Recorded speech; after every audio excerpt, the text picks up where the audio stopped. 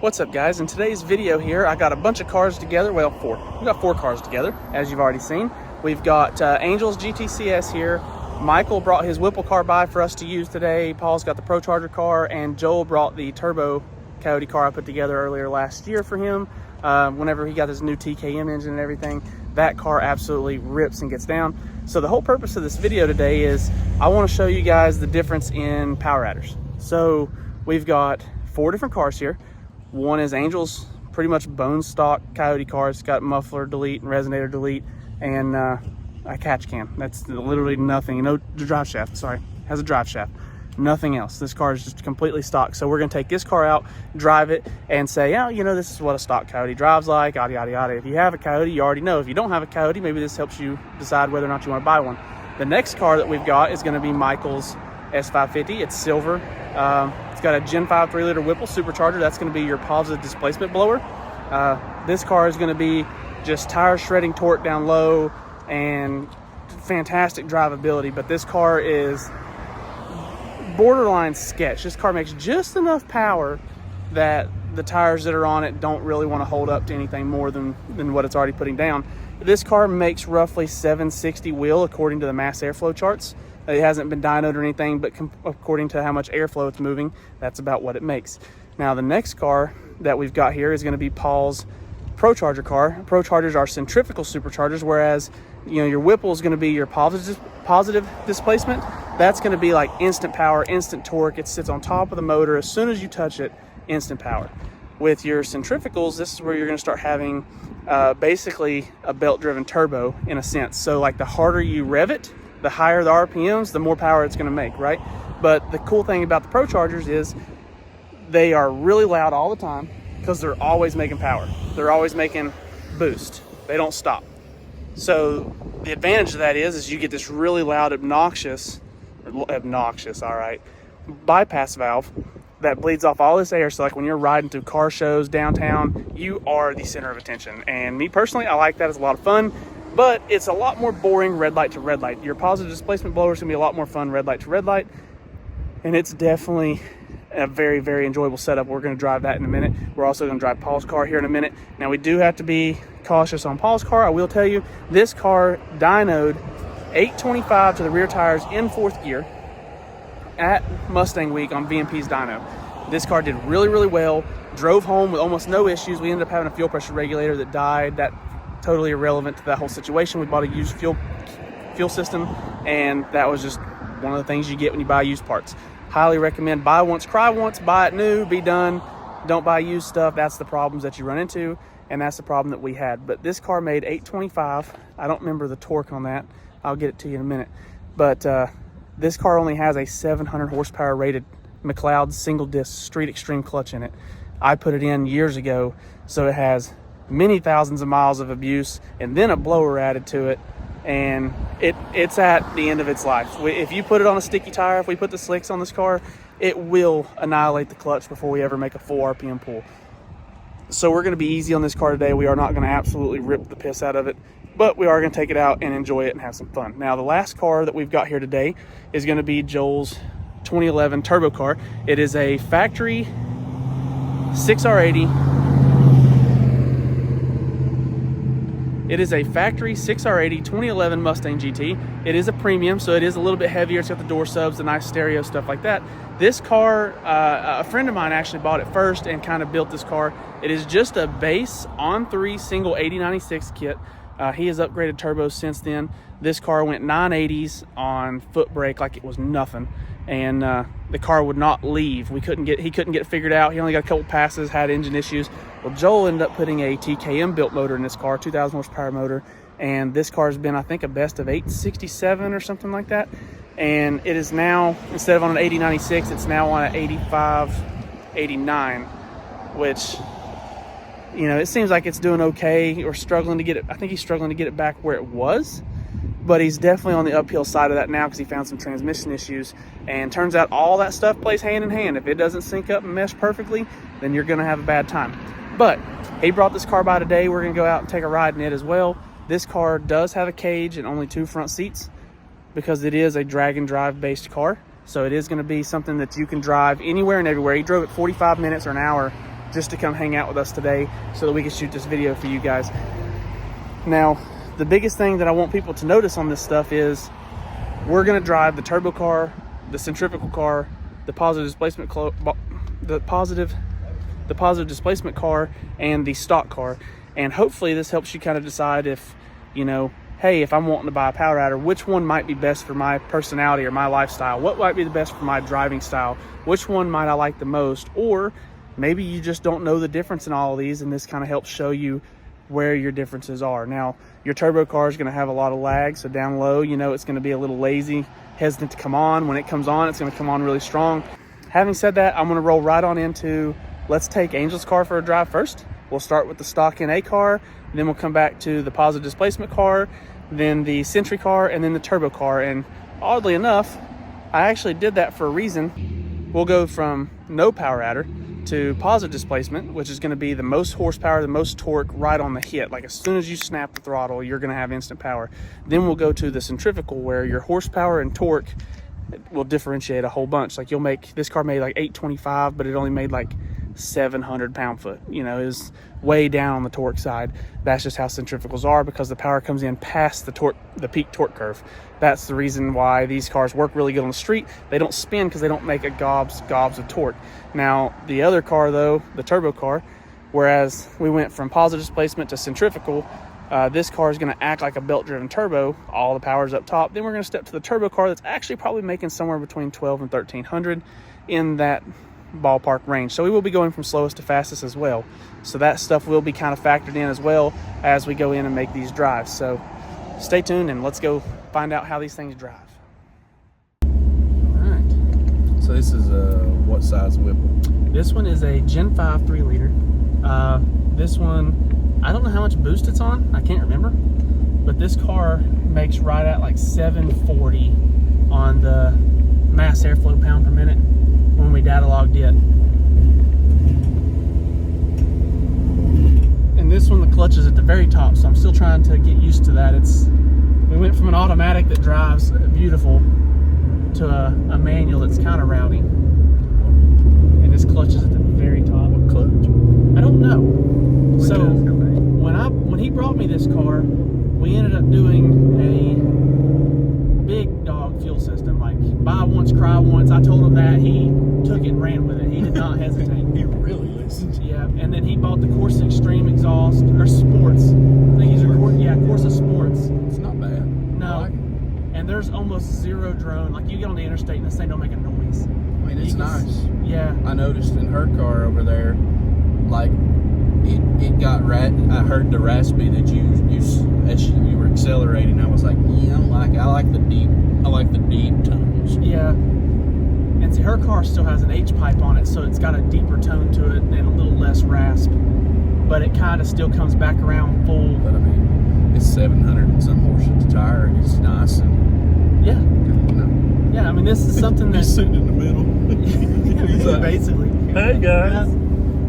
So this car here, you can actually drive every single day, and there's no massive blower whine. Nobody would know you had it, and it's smooth and it works well. The blower whine is, you gotta have the blower whine. They just don't whine, do they? No, I don't think this thing really whines. From what I remember, I don't remember this thing making any noise whatsoever. I remember being semi-disappointed, like, wow, I really thought it would be like, you know, the 0304 Cobras, the Terminators, they screamed ungodly loud. And that was kind of the iconic thing for those cars. What everybody loved about them was they were just loud, in your face, and they were fast back then. These cars, though, get down. They do. With independent, these cars get down. They actually get down better than the S197s in my opinion. They do. They do. About it. They just work. They work. They just flat out work. Ford done their research and their homework, and they just, as heavy as they are, these cars get down. They hit the nail on the head. But I mean, here we are cruising 40 miles an hour. Yeah, 45. We've been talking. We've been talking the whole time. I don't know if you can hear us or not, but we've been talking pretty good. And the car's got a little bit of a rumble to it, but it also has long tube headers, off-road X-pipe, the Corsa Extreme. Sure, when you get on it, it wakes up. Yeah, it does.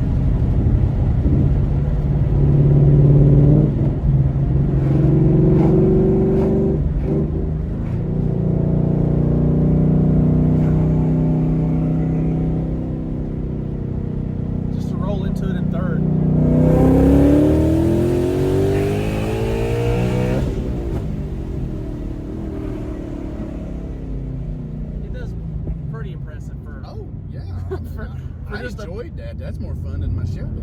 For just a bolt-on blower car with a fuel system. I mean, that from over here, that felt like it pulled hard. Yeah, I mean, as the RPMs climb, it just keeps pulling. These things don't ever stop. The Whipples are impressive.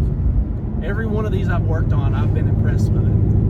I've strongly considered putting one of the big ones on the red car and just switching. Switching from turbo? Yeah. Well, Scott Hasty's got a nasty Whipple car. I know, but he's also like the only guy with one. That's the he's one of a few. I mean,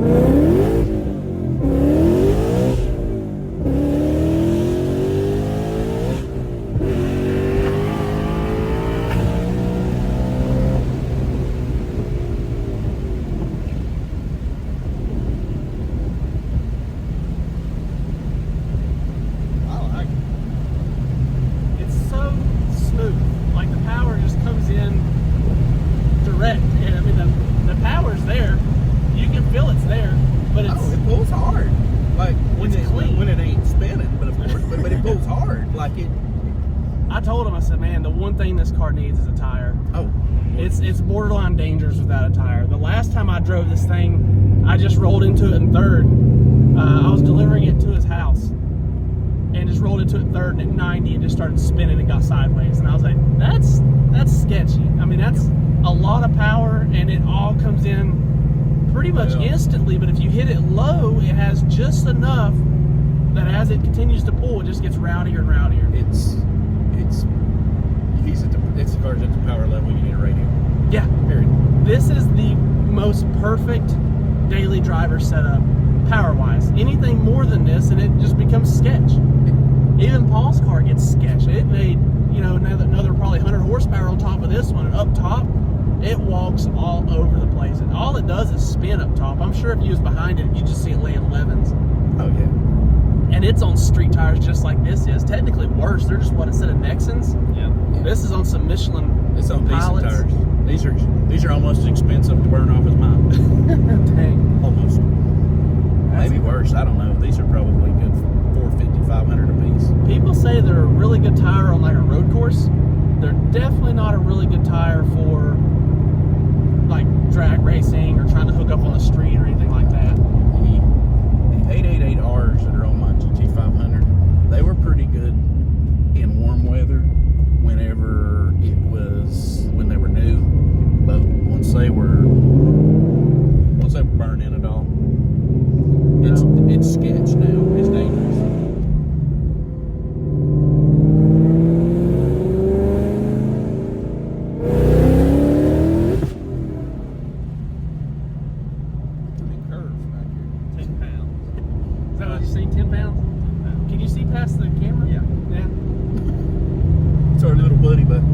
I didn't even know what I pulled it to. I don't think I pulled it to like 4,500. I don't think you're revving it all the way out. No, I definitely didn't that fast. That was just gently rolled into it in third. Of course, the 6R gives you such a completely different feel, RPM wise, than the manual cars. Oh yeah. Like, they just seem to go forever. Yeah, it's insane the difference a 6R makes. Like, it is forever and ever and ever and ever. You're just like, this thing just does not stop. Yeah, it's just, and then when it shifts, each shift is just like a kick in the butt. It's just like gone. There is no. It's a way different. It would be interesting to feel a 6R with a blower. Like, I've never rode one, but I think it would be interesting. I know. You're gonna hit it, go. Shut up, bro. Put my head back so you don't. I'm over here doing the head bobbing.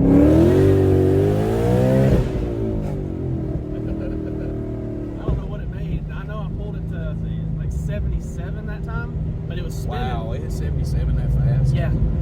I mean, it was spinning too, but it actually, on the hit, you can probably hear it in the video, I bet. On the hit, the traction control kicked in, and I've got it all disabled. It pulled traction control in, regathered itself, and then threw the power back in and spun to 7,700 like it was nothing.